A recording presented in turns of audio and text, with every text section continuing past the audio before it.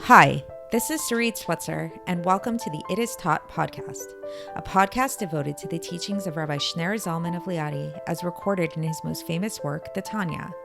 My hope for this show is to make these teachings accessible and relatable to the average person, regardless of prior Jewish education or affiliation.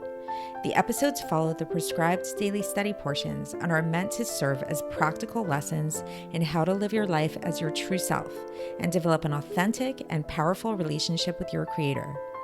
I have personally experienced the effects the study of this work has had on me, and I'm excited to share what I can of this knowledge with you. So please join me on this journey of learning, self-growth, and connection with your source.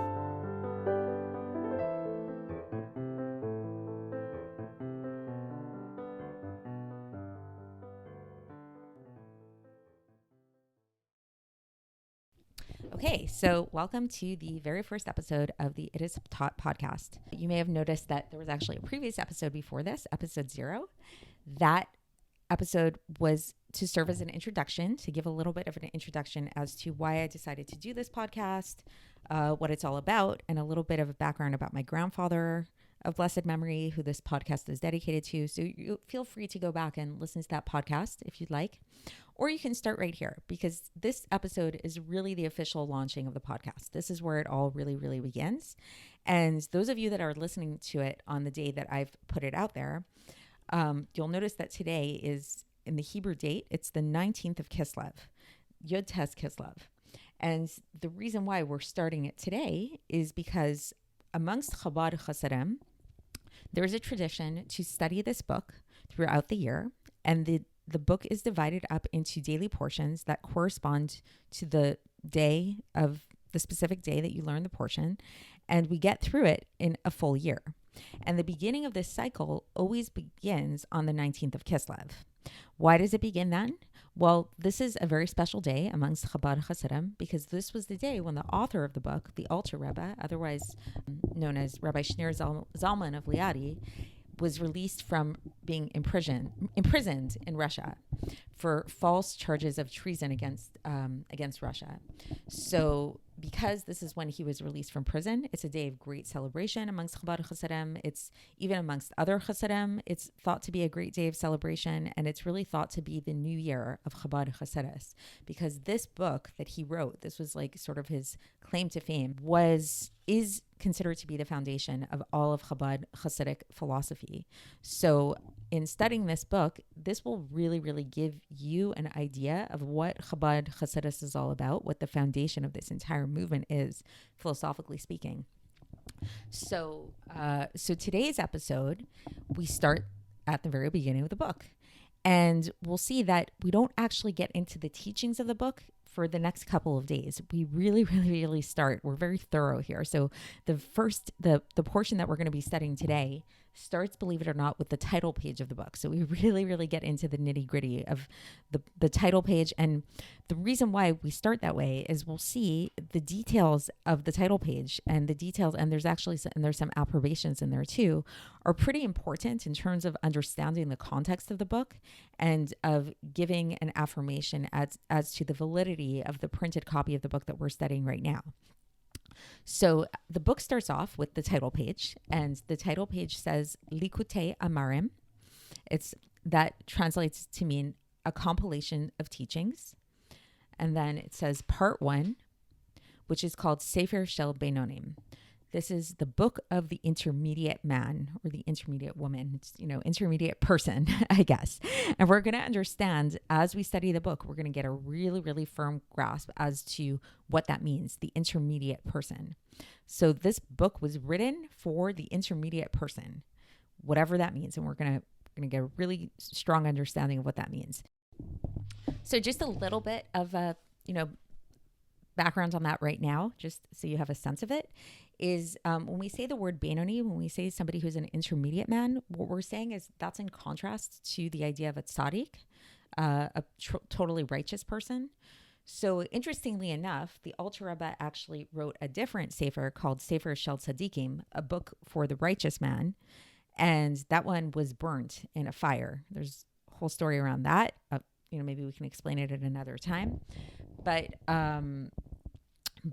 But so this book, in contrast to that book, this book is written for like tzaddikim, truly righteous people are very few and far between, especially once we start learning the Tanya and we understand what the difference between these types of people are and what the true definition of a true tzaddik is versus a Beinoni. So what, in calling this book the book of the Beinoni, the book of the intermediate person, what the Alter is basically saying is this book is for every person. You don't have to be a righteous person to read this book, nor is that relevant for you. This book was written for the average Joe, the average person. That is who this book is relevant for. And then in calling the book a compilation of sayings, Likutei Amarim, the intention behind that is that the Alter Rebbe, in his great humility, he was basically saying that, these are not things that I'm making up. I'm not just like pulling these ideas out of the air or, coming up with them on my own, but I'm actually compiling them from different places. So the Alter Rebbe is basically saying that every single thing that he's teaching in this book and that he will teach in this book is all based on previous scholars who have written these kind of things. And all that he's doing is basically pulling out and pointing to these various places and, bringing it together into a compilation that makes sense. And then he gives kind of his mission statement for the book. And he says that the whole point of this book is based upon the verse that's found in Deuteronomy 30:14, where it says, Ki karov elecha hadavar me'od, that this thing is very near to you, in your mouth and in your heart to do it. And so what the Alter Rebbe is saying here is that basically his mission for this book, his hope for this book, is to basically give over this idea of how it's taught that to serve God with your mouth, with your heart, and in action is very close to you.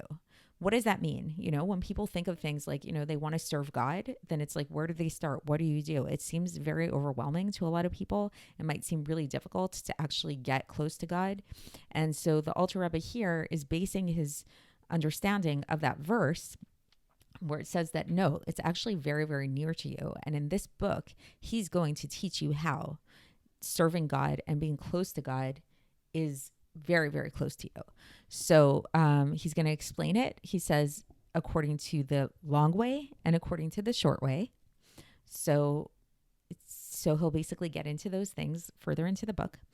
And then the book goes on, and the Sefer here has a list of two main approbation. So there were two rabbis that the Alter Rebbe consulted with before printing the Tanya, because as mentioned, he was kind of hesitant to print the Tanya because, he knew that there was a lot of opportunity for people to take it in the wrong way or to misconstrue his words, or maybe for printers to come out and print it and make mistakes either intentionally or non-intentionally. But these two colleagues that he had basically encouraged him that he should go ahead with printing the Tanya. And their reasoning behind it was actually that there should be, because of all of these false prints that were being put out there and because of this misinformation that existed around them, he really actually was responsible to put out an authentic printing of the book. And by putting their approbations in the book, this would be sort of like a stamp of authenticity so that people would know that this is the authentic version of the book. So if anybody would ever doubt that, the authenticity of the book, they could point to that. So the first rabbi to give his stamp of approval to the book is Rabbi Meshulam Zushal of Anipoli. Some of you may have heard of him. He was the brother of Rabbi Elimelech of Lezhansk, and he was one of the students of the Maggid of Mezrich, who was the Alter Rebbe's teacher as well. So he goes on in his approbation to explain all of these things. First, he, gives a lot of praise to the Alter Rebbe, calling him a genius, a gaon, and talking about, his great gift that Hashem gave him to teach these teachings. And then, as mentioned, he talks about why it's so essential to print this book, even though the Alter Rebbe was initially hesitant to do so, in order to counteract all those false printings of the book.